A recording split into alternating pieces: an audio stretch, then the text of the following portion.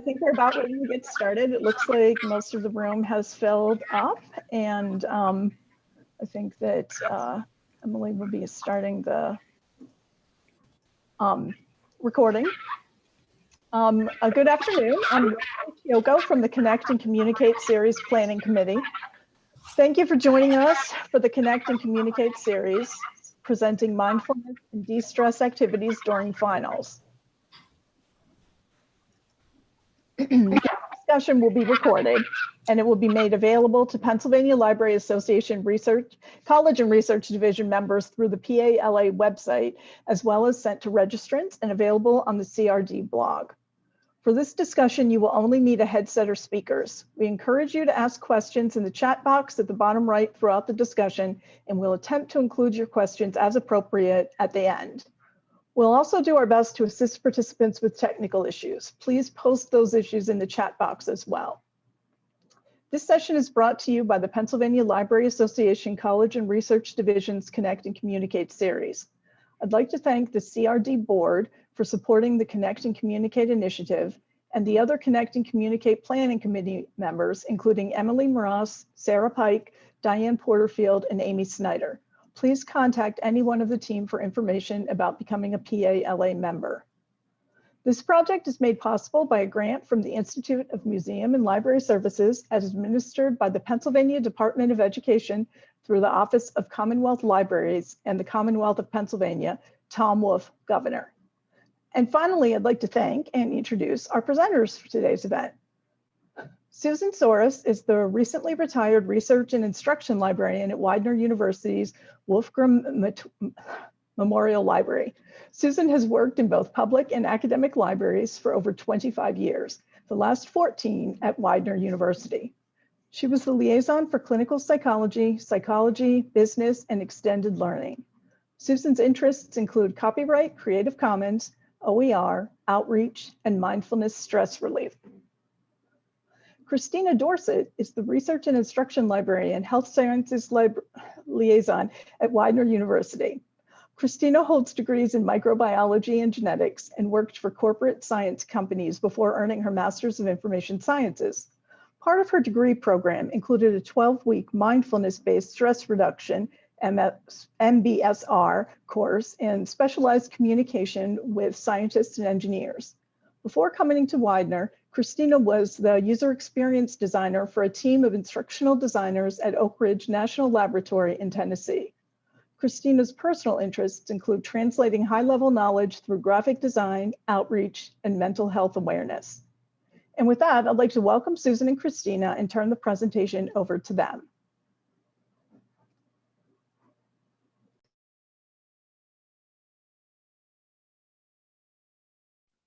Can I please be made co-host so that I can share my screen?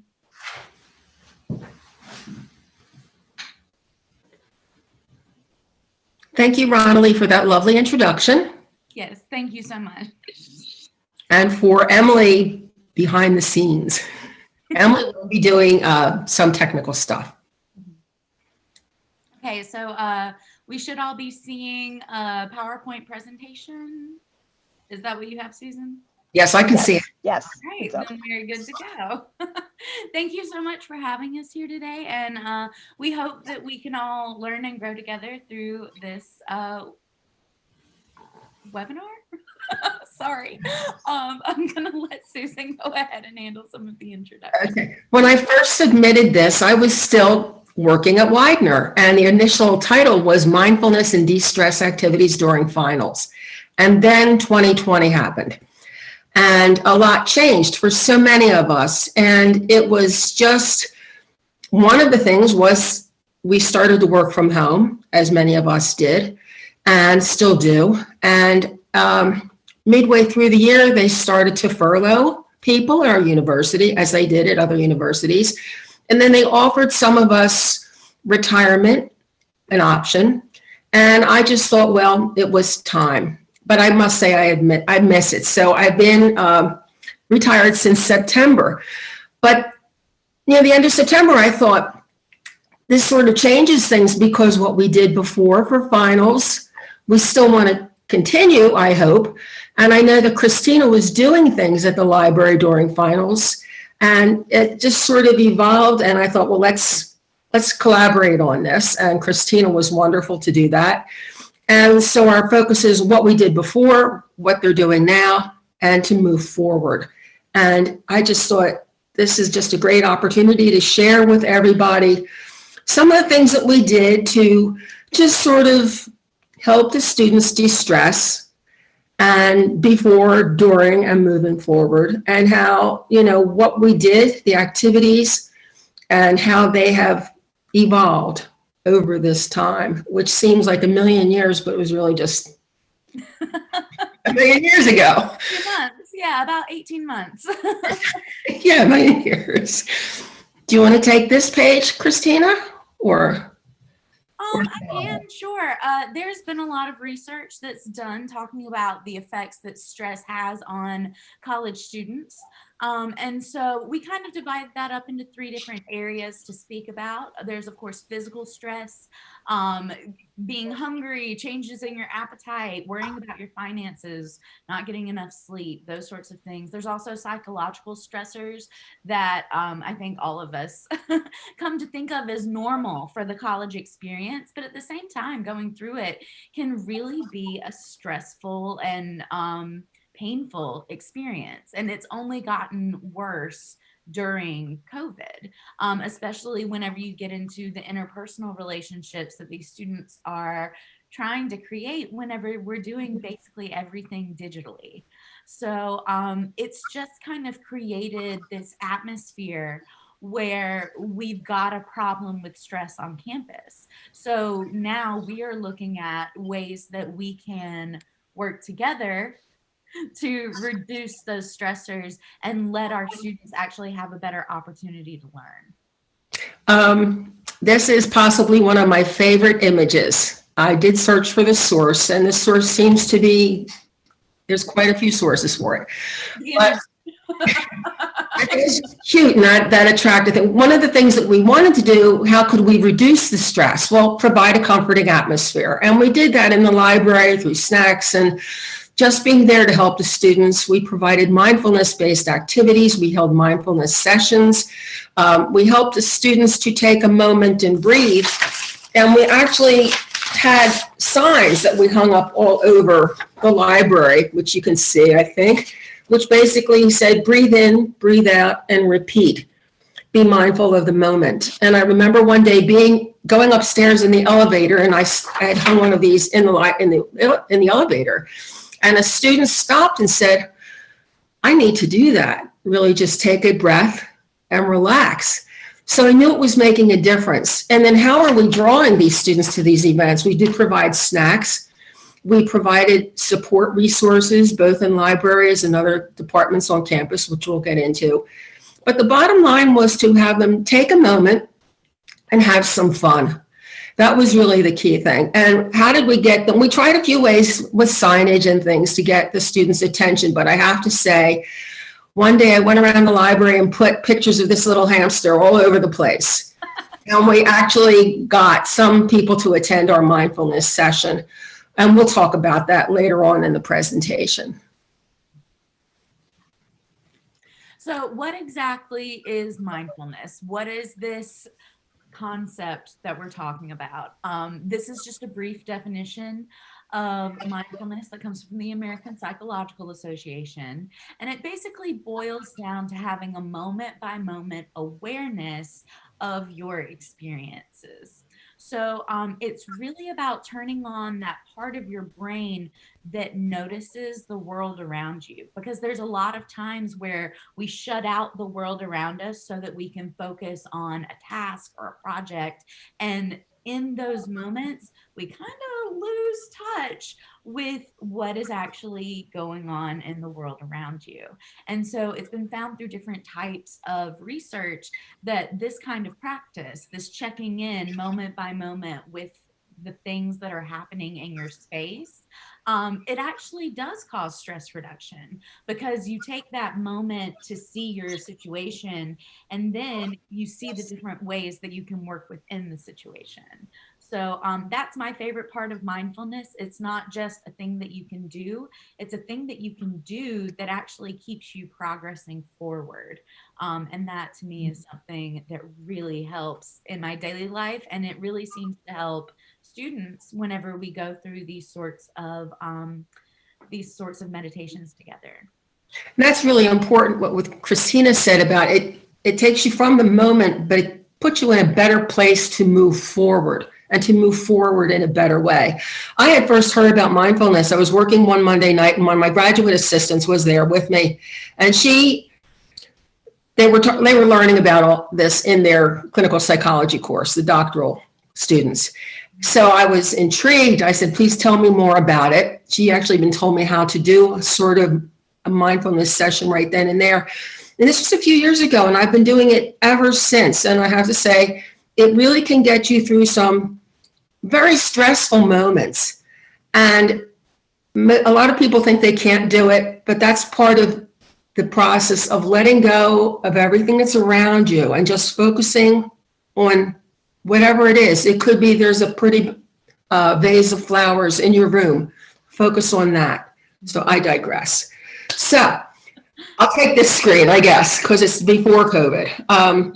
Before COVID, I hate that I refer to it that way, but I do refer to it that way. We did primarily face-to-face activities, but we also started we had a few virtual activities that we tried. And you can see here on the left side of the screen that we held up one of Christina's wonderful posters that she created on the activities that we did during that de-stress during finals. We had, as I mentioned, the face-to-face mindfulness meditation sessions and with snacks. As you all know, if you're working with students or even other faculty or colleagues, if you feed them, they will come. So you always have to try to get food. So I think I had green tea and brownies and chocolate, dark chocolate, and snacks do draw them in. And we had a nice group of students who showed up who really got into it. And I was surprised because mindfulness activities can be feel personal, but they came and they participated and they indulged in the brownies and the tea. Handouts, we had handouts all over the library, little activities that one of the other departments on campus. I'll try to make this available to folks. And it's just different 50 ways to take a break. We had little minute mindfulness handouts, some little things that you could do in a minute to be mindful. We had, I don't know if people know about these, a little finger maze. You could just you trace your finger around it, and this sort of can distract you so that you can be mindful of your surroundings and just sort of focus for a few minutes. We had created a mindfulness LibGuide. I'm going to have to ask Christina to go back and get me back in there. I forgot I shouldn't click on that. Christina, could you scroll down a little bit? I can't see what's below. Oh no, go back up. There wasn't anything below mindfulness. No, mindfulness. Okay, we also did this crazy thing that is mentioned on the sign. I found out about this from a Facebook interest group, librarians, and they had a stress reduction contest. And what they really did was they took little rubber ducks and they hid them all over the library. And if you found a rubber duck, you could bring it up to the front desk and you would get a snack bag. Well, through one of the Facebook groups that I belong to, a community group, somebody for some reason was giving away all these little rubber ducks. So I asked for 12. I didn't want to be greedy, and she packaged them up, and I went off to her house around the corner from my house, and I picked up these ducks, and I don't know if you can see it, but we had 18 of these scattered throughout the library. They have little tags on them. They were numbered with the note that if you find it, please take me to the circulation desk to claim your prize. And we did put on there 1 per student because we had some very eager students. But this was so popular that we repeated this that one final, we did that. And then another, after that, at the next finals, we did it twice. So it was a matter of, it was once again distracting the students. And the students just love this. In fact, I will share that each time, 2 of the ducks went missing. And we got them back after finals, and the students, both of them said they needed a study buddy. So they had study buddy ducks. And I will say that when I retired, I took this one with me. So I sort of mentioned it, but that was sort of like to have fun, but to distract them too. We had a coloring table, which was very popular. And then I also saw that other universities, they had set up puzzle tables, and we got them through donations. And then another community group, in fact, it was the same community group where I live, they were giving away puzzles. So several times I went over to this person's house and picked up puzzles and put them on the table. And the students, you can see here on the screen, there's a picture of the little coloring table. There's 5 students sitting at a table doing a puzzle. And I think before we changed gears last March and started working from home, they were up to their 6th puzzle, which I thought was pretty good. Some of the puzzles were donated also by one of our other staff members. She donated a puzzle. I donated a few. We had you can see the little sign, "They're back." It was so popular, we had to bring them back. And just snacks, having little snacks here or there. And we also, I forgot to mention on this, we had up at the front, as you came in the library, we set up a bulletin board, a positivity board. And it was really just little Post-it notes, and students could write positive notes on it. And I have to say that was a very popular activity too. And it was really just to get the students focused on something away from finals, let them sort of like pay forward. And some of the notes were just so sweet. So it's just little things that you can do that really have big payout for the students and staff. Yeah. Stop. So that was all before COVID. And then all of a sudden we were transitioned to a digital space. And we didn't know what outreach was going to look like. We had no idea. Probably like just about everyone else. But we knew that it was something we needed to continue to do because the students still needed our services. The students absolutely still needed to use the library. So they were still coming into our virtual spaces. And we kind of felt that there were some ways that we could incorporate mindfulness virtually to help them the way that we would in person before all of this happened. So we did 2 specific mindfulness sessions last semester during the fall semester. So we did one in September and one in December. They were very different sessions. The first session, we did like a body scan meditation and then a little bit of chair yoga, which is something that I love doing and I'm probably going to continue doing because it's just a really easy way to kind of stretch yourself whenever you're sitting at your desk and then get back to work. That's kind of, I guess, my focus is, okay, what can I do in the moment that's going to make me more efficient and be able to work more later. So that event actually went really well. We live streamed it through Facebook and Instagram. And it was, I actually used a picture of it on the front slide before the presentation started. So, yeah, it went really well. We had, I believe, about 20 people participating through the stream, and then we got about 100 views total over the first weekend that we had these posted on Facebook and on Instagram. And so we've done a few other virtual outreach events, and at the end of the semester, to sort of echo what we've done in the past for finals, I wanted to also do a de-stress event. Again.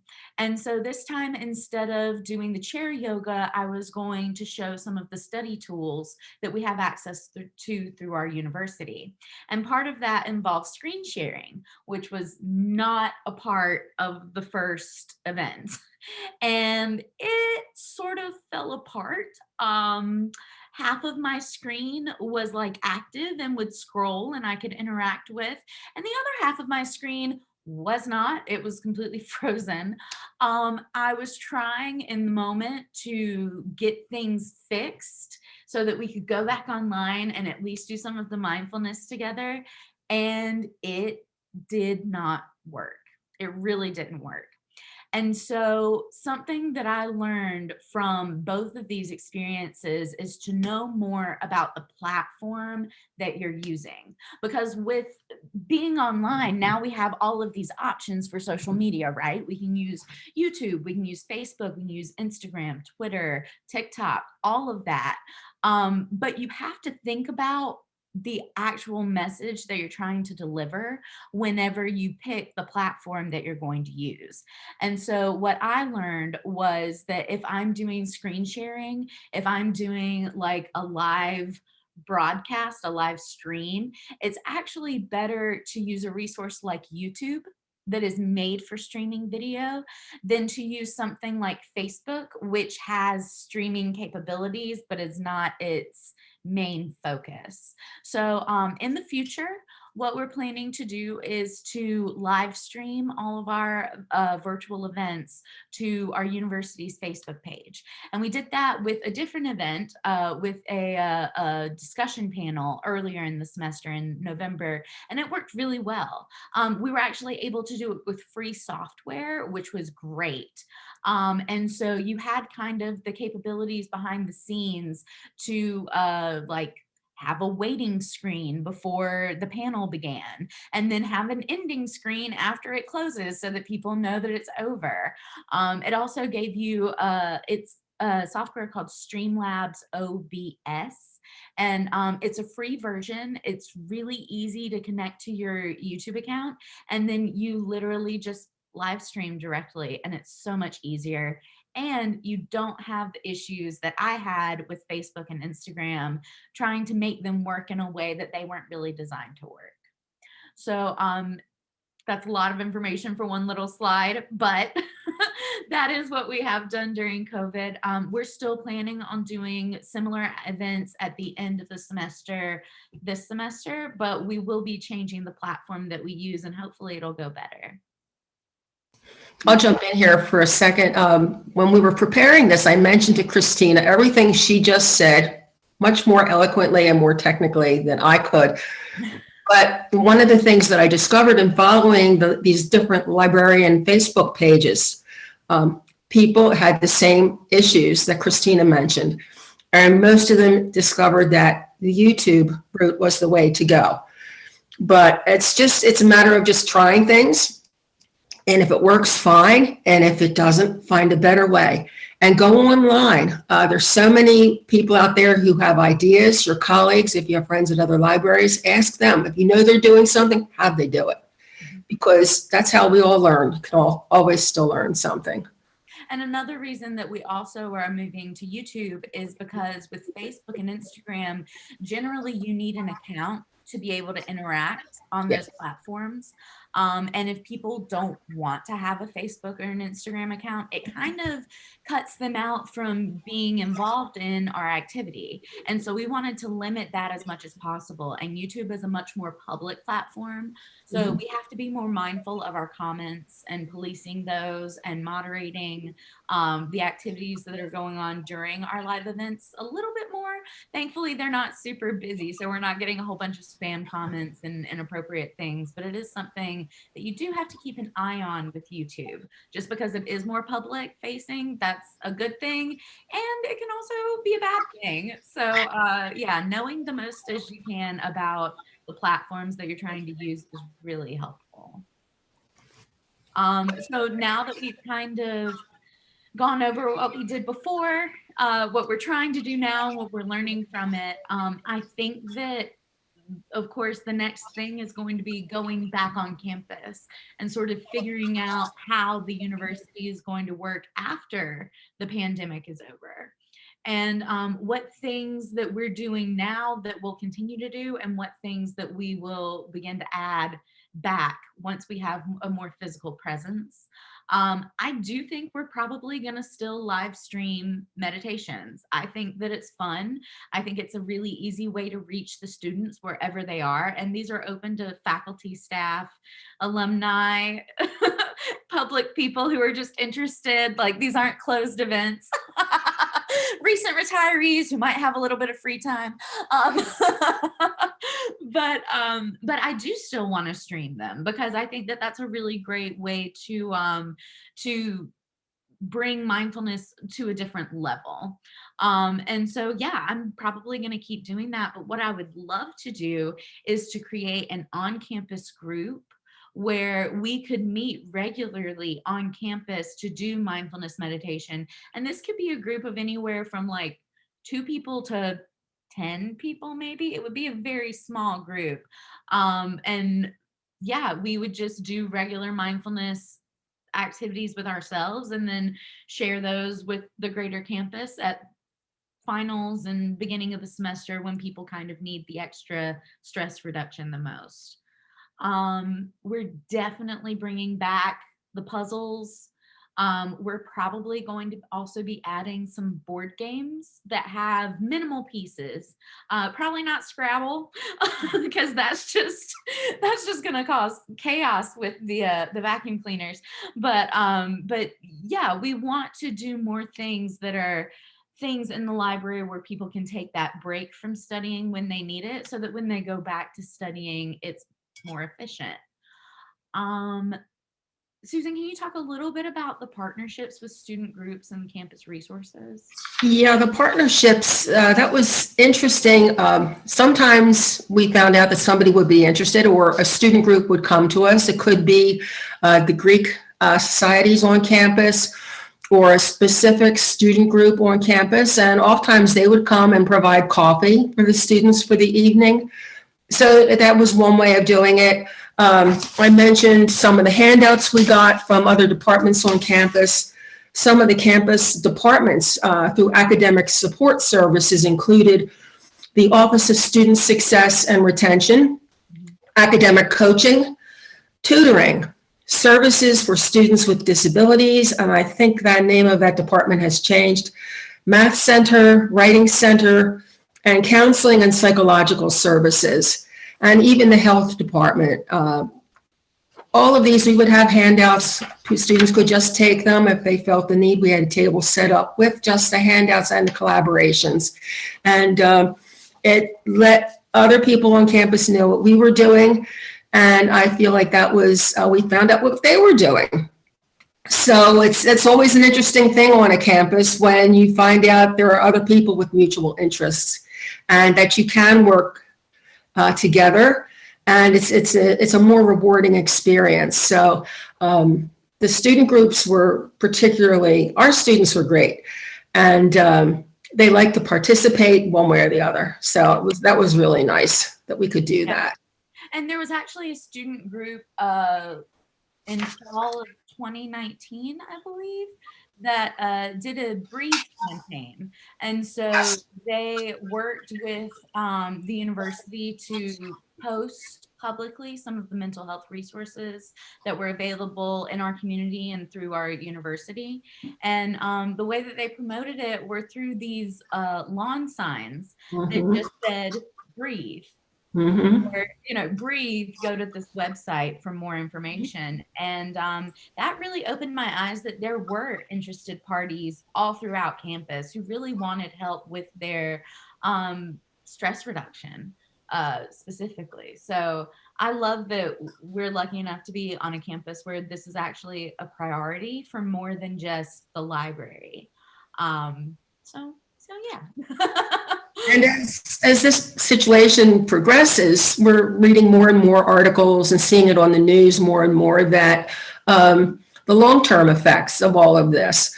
So, and mindfulness is being mentioned more often, I've noticed, in the news. And I'm thrilled at that, because I think it really, it just gets the message out, as Christina mentioned.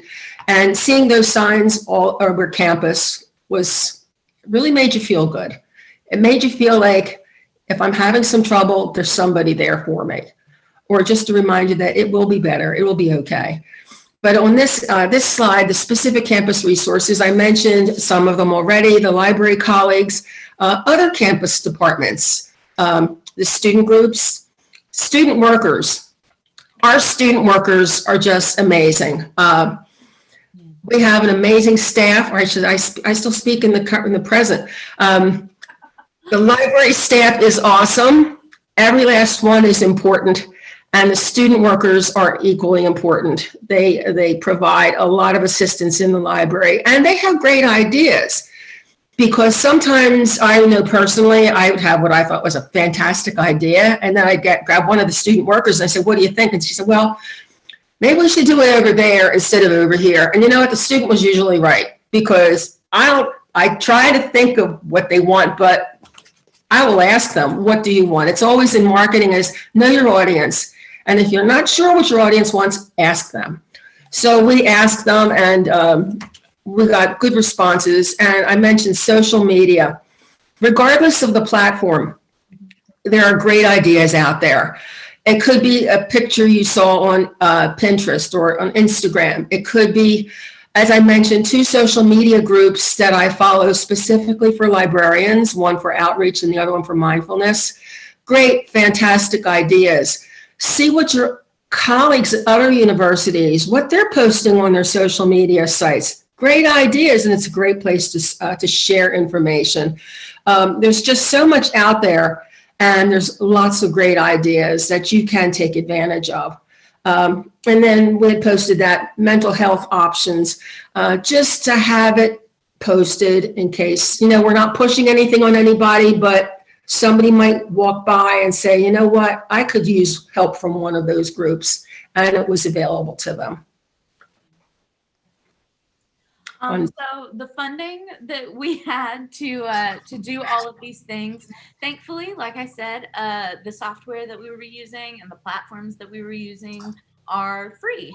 So yay, there wasn't a whole lot of funding that we needed for that. But when we were in person, there was a little bit more need, of course. So we did have some library funding, a small budget to work with. A lot of the things that we used, like paper and ink, printing posters and the handouts and coloring pages and all of those sort of things. Luckily, we were able to use the resources that were already existing in the library. We did have some student groups who provided coffee and snacks at different times on campus. I know that the library also would provide coffee occasionally during finals.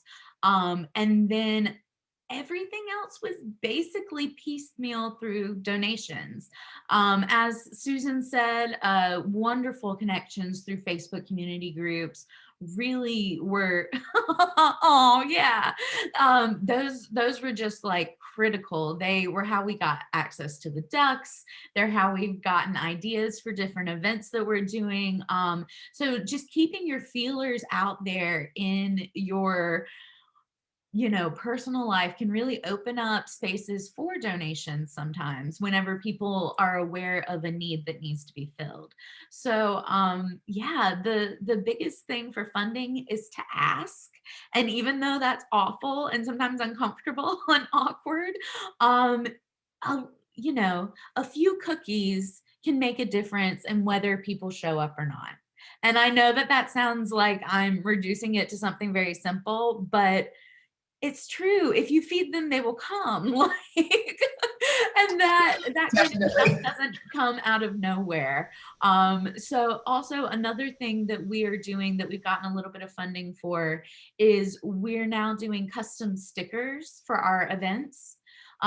So a lot of the marketing and outreach materials that we are reading, it suggests to give something to someone who goes to an event, something that they can remember the experience by, give them a memory.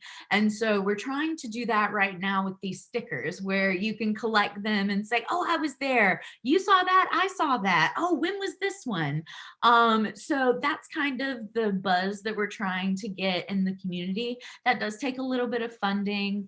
I have a, a sticker maker machine now, which is cool, but there is a little bit of funding that you need for that, for supplies, for ink, for paper.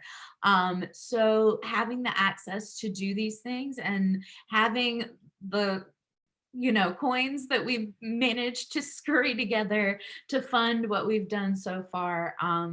I think with what we've had, we've really just tried to use it to the best of our advantage. But we do most of it on the cheap, to be quite honest. I will admit, I saw Christina very nicely. She's shown me some of the stickers that she has made, and she is an amazing graphic artist. So these are, thank you. Yes, that's beautiful. We just celebrated our 50th anniversary in the current library building. Our university is from 1821, but the library building we're in now is 50 years as of last October, I think it was. So in honor of that, Christina created these stickers, and they're beautiful. And it's just a little memory. And right now we have a self-led tour that's on in our library, and there's a little our university acronym is WU, W for Widener University. So I created a bingo game that's called Woohoo.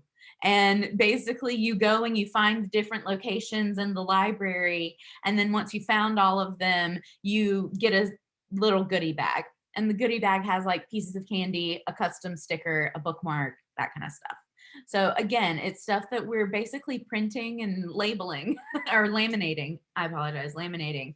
But it is stuff that the students are super excited about. I get excited about stickers. I'm sure some of you do as well. So that's just one of the things that we're doing.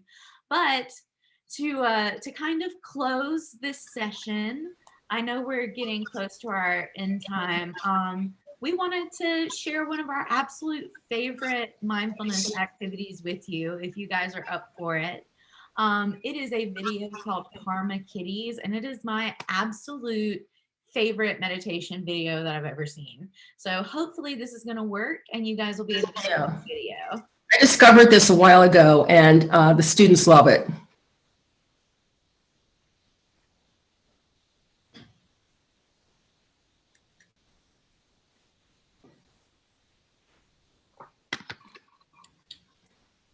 Okay. The volume was turned off. I apologize. So we're just going to do this together. It's very brief. It's a 5-minute meditation. Closing your eyes. Here we go. And allowing the body to settle into a comfortable seated position. Feeling the floor beneath your feet and the chair beneath your legs. And then bring your awareness to your breath. Feeling the in-breath and feeling the out-breath.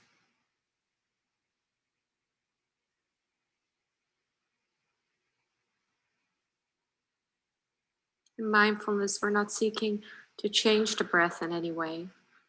We're simply paying attention to it in this moment.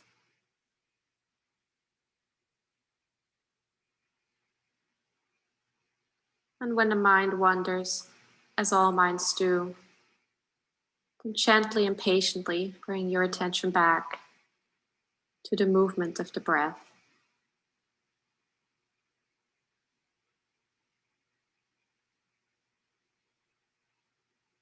And now open your eyes. Simply watch the two kittens interact. And notice what feelings arise in your body as you're watching.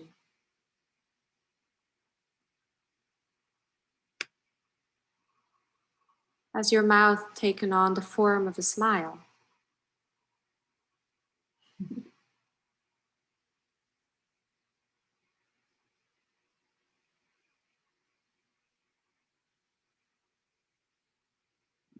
And coming to this beautiful ginger cat.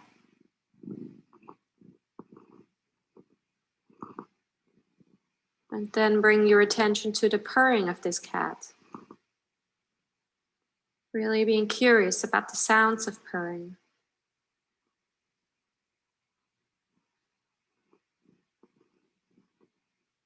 Listening to purring.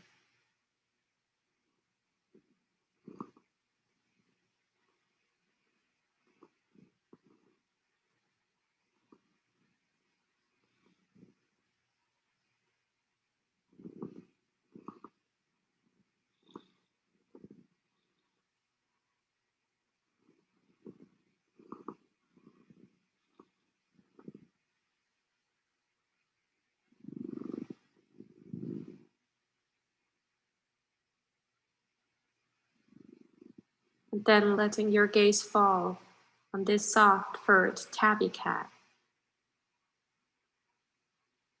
Look into its blue eyes and watch it knitting.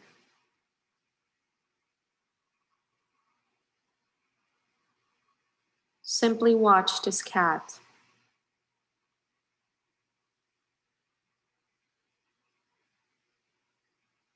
And now bring your attention to this litter of kittens. Start with fully placing your attention on the black, curious one in the middle.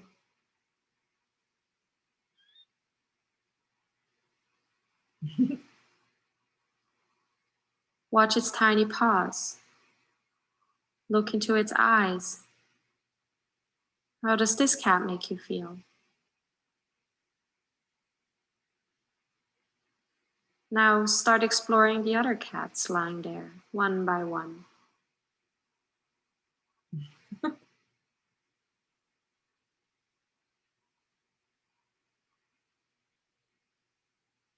Their white noses and gray ears.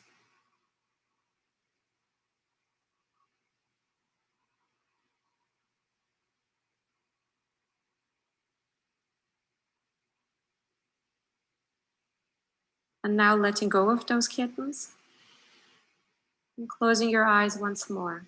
As you're sitting here with eyes closed, scan through your body from your head to your toes. How do you feel now in your body? Has this meditation made you feel calm, happy, or relaxed?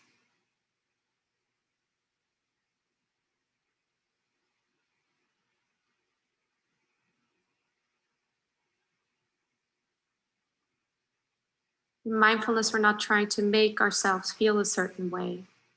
We're simply noticing whatever arises, moment by moment by moment.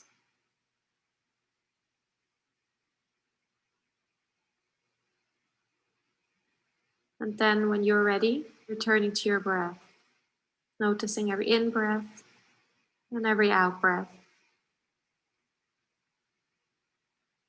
Noticing that your in-breath feels a bit cooler at your nostrils, and that your out-breath feels a bit warmer. Simply following the breath for a while.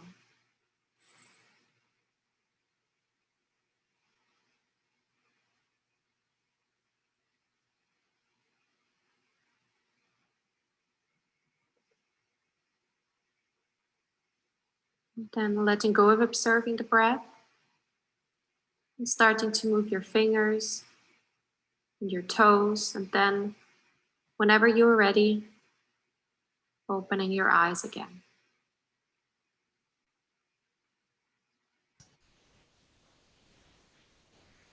The first time I played this for a group of students, there were about 12 students in the room.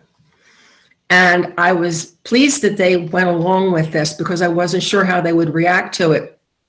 But it was so, to this day, it makes me feel so good inside. When they got to the part where they were able to open their eyes, and the first thing they could see were the kittens. There were about 12 students in the room.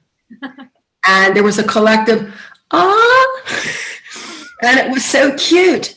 But then they got into it and they really focused on it. And at the end of it, some of them asked for a link for the video. In fact, for 2 years after that, they asked for the link for that. They would stop me and say, do you still have that link? And I'd say yes. Or even that one night, they said, can you play it again? So it's a good video, as Christina mentioned. It's from Blue Cross Blue Shield. And it has kittens. Yeah, I love that video. It always calms me down. It does, and it's just sort of it's guided meditation. It guides you through the activity, gets you focused, and then makes you feel good so that you can move forward. So it was. I apologize. Weird. Sorry. What was that? There was a tab open that was causing sound. Oh, okay. All right. Next screen, I guess. Yes. So this is our bibliography. We're happy to send you guys our slides if you would like them. And most of this is about anxiety and the use of mindfulness and anxiety. And this is our contact information. We are available for questions now, of course. Or if you just want to jot down our email and send something to us later, please do. We love talking about mindfulness And you can and reach out. outreach and other things like that. So And contact us, I'm on definitely. LinkedIn too, so if you have Yeah. questions, let's see, are there any questions? I don't see any in the chat. I do have the chat window open. Okay. Yeah, just to go back to what you were saying before, if you send the slides to Emily, she'll include them in the email that goes out with the recording to everyone. So I'll that'd send be them to her great. now. That'd be really. Are there any questions? And it's totally okay if not. I love doing a mindfulness thing at the end because everyone's sort of foggy and doesn't have any questions anymore. I'm feeling very relaxed myself, so. I started before this, I did a body scan. I was already relaxed, and that Karma Kitties always does it to me. So It is. if you have any questions, please don't hesitate to reach out to us. We'd love to help you out. You know, if you have any ideas you want to share, please share and take advantage of all of the resources that we mentioned. And I will add one more thing. My cousin brought these back for me from Mardi Gras years ago. So every year on Fat Tuesday, I must wear my beads in honor of my late godmother cousin. And laissez le bon temps rouler, ma chère Hélène. So she was my. We also want to thank you so much for coming Yes. and Yes. for staying and listening. We really Yes. appreciate your time. So Great. I And hope I'd you like to guys thank, enjoyed. sorry. Hey, Denise. Denise is amazing. Denise is one of our staff members. She literally keeps the library going. Like, she's Yes. amazing. Good to sort of see you. There you are. All right. Thanks, guys. Thank you so much. Thank you so much. Thank you. I'd like to Thank you. thank everyone for joining us today. And Susan and Christina, thank you for presenting to us. I hope everyone will take a few moments to complete the survey, evaluation survey that is in the chat box, and let us know your thoughts about the presentation today and about our programming in general. As a reminder, the recording will be available next week through the PALA website. If you're not a PALA member and you're interested in becoming a member, please feel free to email me and I'll have the appropriate person contact you. I also invite you to contact me with your suggestions for future discussions and presentations. Have a great day. Thanks. Bye-bye. Bye. Susan,